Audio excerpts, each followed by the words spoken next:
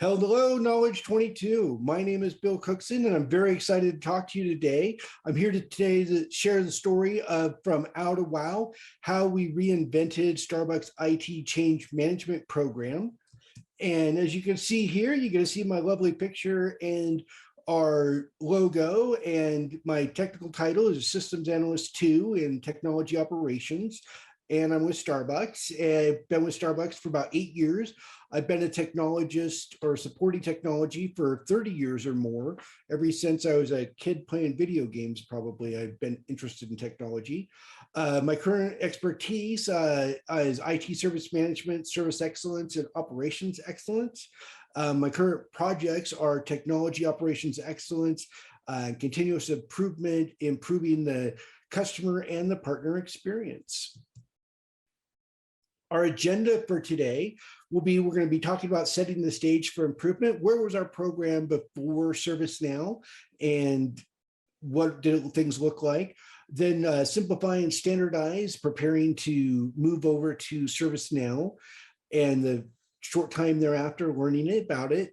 And then the magic happens is when we really started to see the payoff and the return on investment with ServiceNow, and the changes we were able to make with our change management program. And then happily ever after is kind of where we're at now, and a look back at our journey over the 2 years and how the things have processed and improved over those 2 years. And we're not done yet. We still want to look at what the future of our change management program may look like at Starbucks. So setting the stage for improvement, our program before ServiceNow. I don't want to give the impression that we had a bad change management program. Our change management worked and it was very effective, but it was just used a lot of manpower. I always think of it as kind of, we were like the pre-industrial revolution. We relied on horsepower and manpower to get things done. And we got things done very well and very effectively, but because we relied on manpower, we weren't very scalable. And there was a lot of redundancy and just old tech that we could improve upon that we were able to. So our old program was a very time-consuming process for change management. We reviewed all the changes that were normal changes and emergency changes, regardless of risk. I know that I would process anywhere from 20 to 35 changes a day. That was a lot of tedious work, and a lot of it was just like proofreading and stuff like that. We also had a lot of spreadsheets and manual reporting. Spreadsheets and Word documents. We had manual reports that we would generate every morning of upcoming changes. It would take about an hour for us to generate those, and we would email those out. So it wasn't very effective, and it was very time consuming just for the reporting. We had very expensive CAB meetings. Our CAB meetings were daily. It was an hour-long meeting, and we would have 30 to 40 people attend, and we'd often have a couple of VPs. There was generally a couple of directors in the room, several managers. We'd have program managers, project managers, engineers, release managers, analysts. So you get the idea. It got to be pretty expensive pretty quick with all those salaries we were paying to be there for an hour a day, 5 days a week, 52 weeks a year. We also had email as a source of record back then, and for our planned blackout periods or planned freezes, as we call them, for change freezes. And it kind of worked, but not great. We would email out the calendar or the dates of the freezes, and if you're on the DL list, you got it, but then in the clutter of email, you're very likely to, where did I put that email, or forget about the email.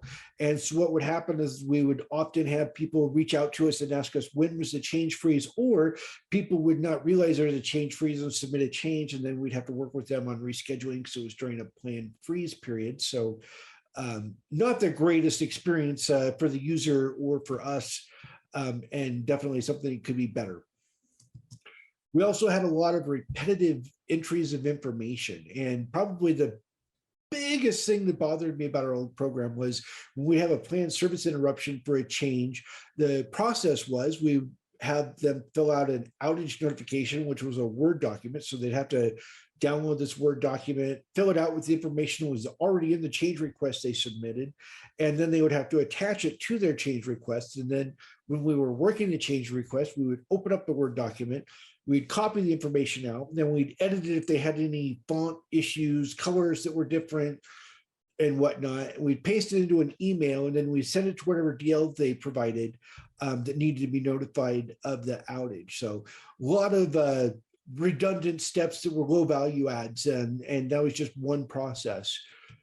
We also had an overly complicated, confusing scoring system for our risk.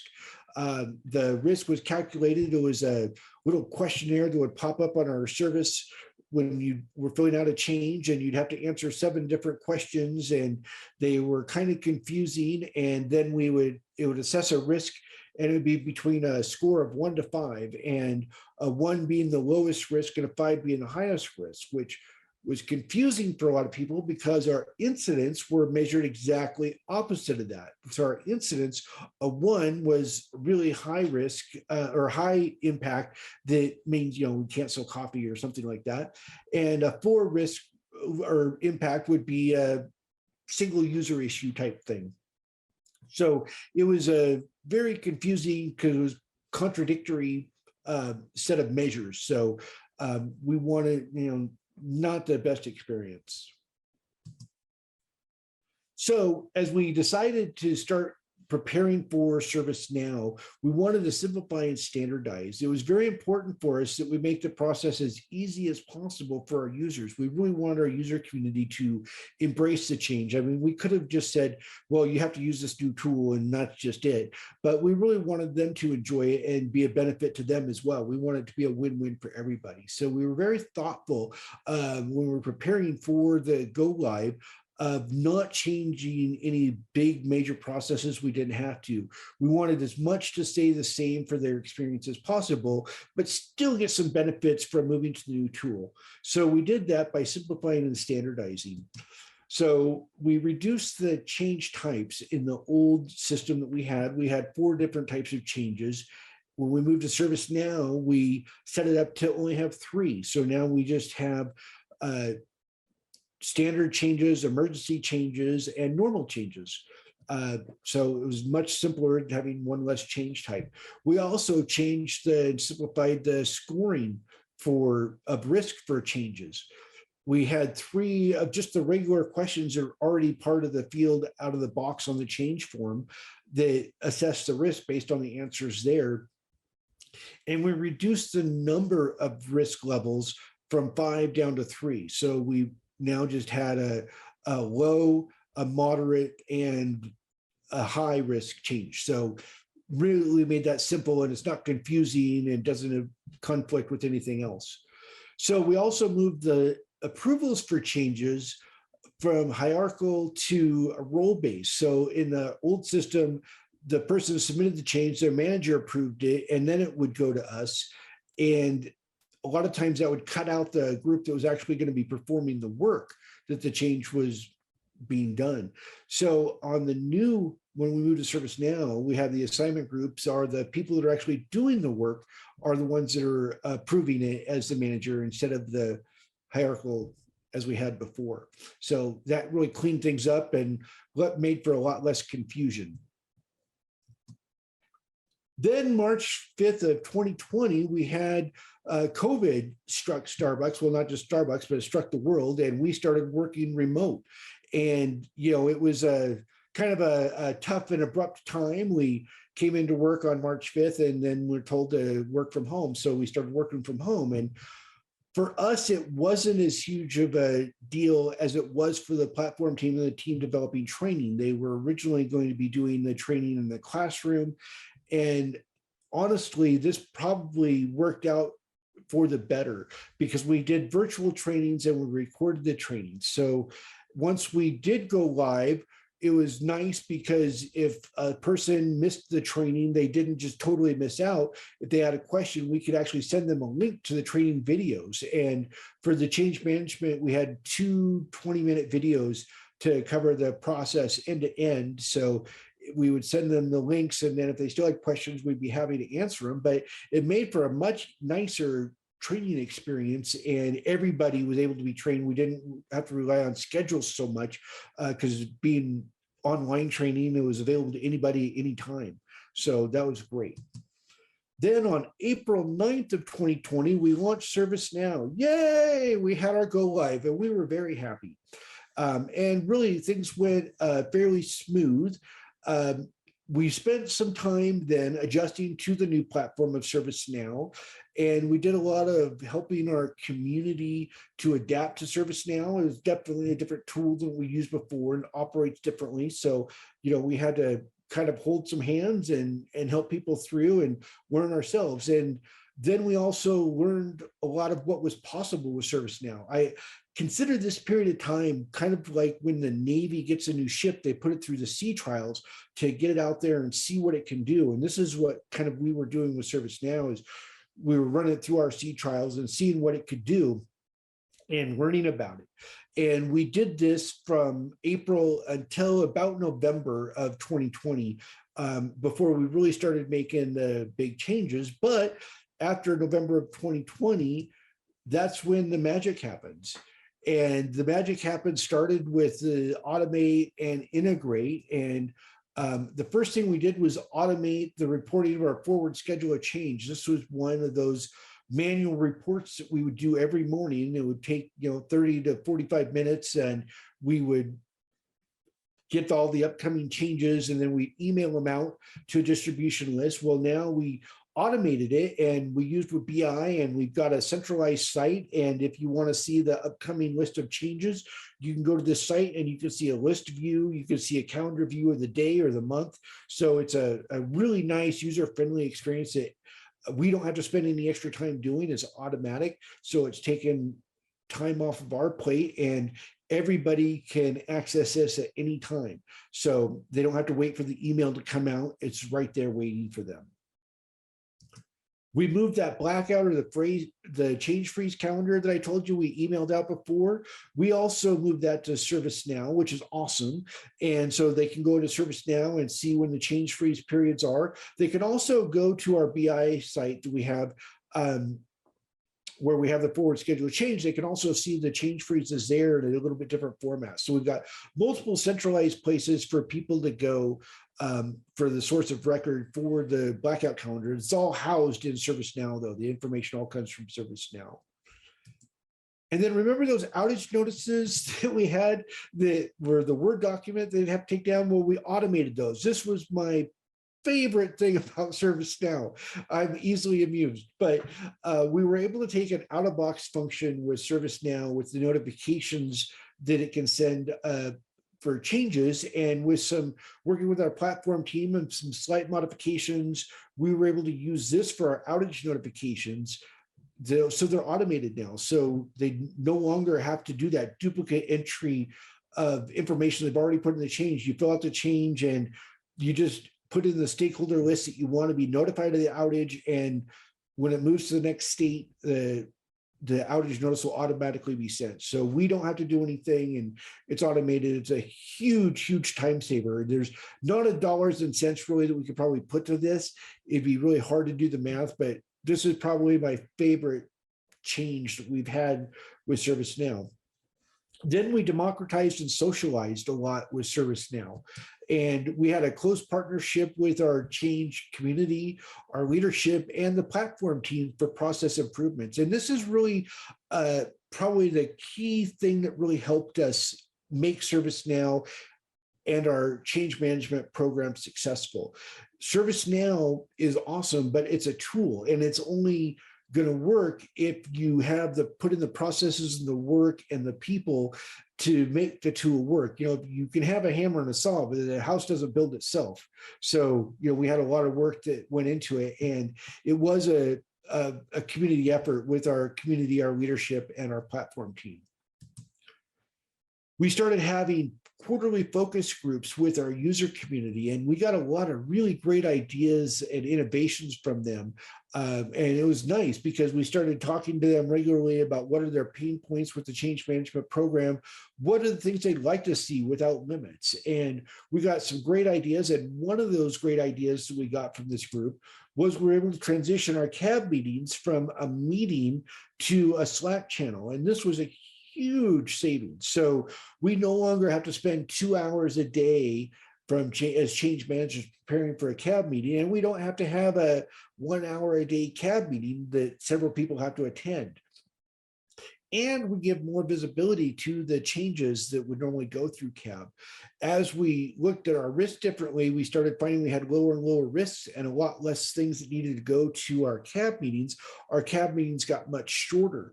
So they got to the point where they'd be like a 10-minute meeting. So if you were late to the meeting, you'd miss the CAB meeting and you might miss the chance to review a change. When we moved to Slack, we now have a little template of the basic information of the change. We put a link of the change to the change request. We have the submitter, what the description, what the change is, when the change is happening, and the key details. And we put it into a Slack channel, and then everybody has access to view that and ask questions about it up until the time the change happens, which is a much more visibility than we had before. And people don't have to have that extra time on their calendar every day. So it frees people up to do other things. So we're actually getting better visibility to our changes, and we're not having to spend so much time in an expensive meeting when we can do this now through the Slack channel. We've also eliminated change management having to review low-risk changes. And this was another huge win. As I said, we started having less high-risk changes and a lot more low-risk changes. So change management not having to review each of these low-risk changes was a huge time saver for us. And we've now put the accountability onto the change submitter and the folks doing the work that approve the change. So they're the ones that are really accountable for the information of the change and for approving those low risk changes. And if they're wrong and something happens, they are ultimately accountable. And this has freed us up to be more analysts. Before, when we were looking at all the low risk changes, it was kind of like being a proofreader, more than anything else. It wasn't really being an analyst. Now we could focus on improving the program, and we've actually been able to focus on looking outside the program, learning other programs, and so we can actually support more. And so this has been a huge win for us in giving back time. All right, happily ever after. This is where we can talk about the numbers and how things look now after we've done all of our changes. And I don't have a lot of graphs because I think a lot of times they're kind of confusing, but I like this one because it's really easy to read. And you can see that the dotted line here is the compound annual growth rate of changes. And you can see that's gone up 53% year over year. So our change volume is increasing. And the color coding I like on this is really nice because the ones in green represent the changes that as a change manager, we used to have to look at, review, and approve. And the blue are the ones that we don't have to manage. So you can see in February of 21, we flipped the switch and we stopped having to approve those. And you can see the difference in the numbers there. It's just astronomical. And as you can see, we've had a 81% reduction in the number of change requests requiring us to manage those. So that's a huge difference for us. Now, you might say, well, what about the risk? If you guys aren't looking at changes, what's that done to your risk? Well, over the last year, we've had a 41% decrease in our major incidents that we've had. And since most incidents and major incidents are caused by changes, I would say that this says our risk is doing pretty good. We've not had any substantial, and actually we've seen a decrease in outages with moving to this new level of accountability from the people that are submitting and approving, and focusing more on those larger changes. So we've actually improved in this area quite a bit while we've had the change volume go up. We've also had the 80% reduction in the resources or people required to manage the day-to-day change management functions. And so a lot of people might think, well, Bill, aren't you worried about your job? Well, actually, no, because we've all moved on to other things within the company. Kim, who is one of the other folks on the team, is now supporting the service catalog.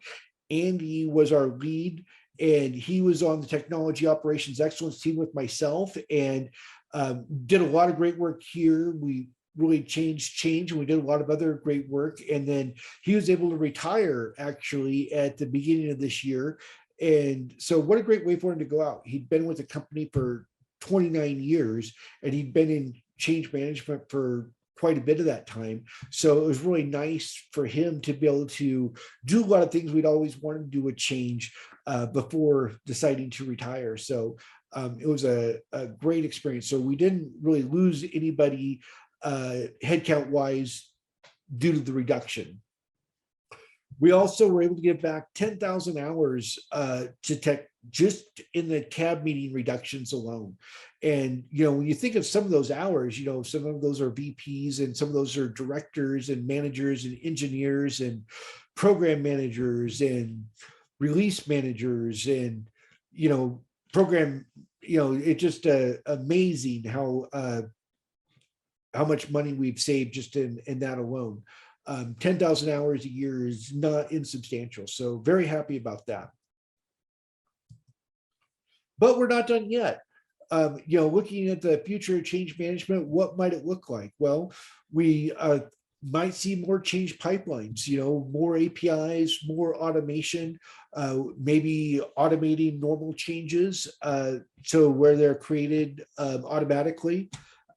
That's one thing we might go. More integration, maybe integrating ServiceNow with some of the other tools that a lot of our teams are using already to further reduce the redundant ways of entering information. One of the things that I always think of is a lot of our groups work in Jira. So it'd be really cool if we could integrate Jira and ServiceNow to have those Jira stories, create a change request, and then have their sprint planners be the approvers. So when the sprint gets approved and that Jira task gets approved, it approves the change and have it be cyclical.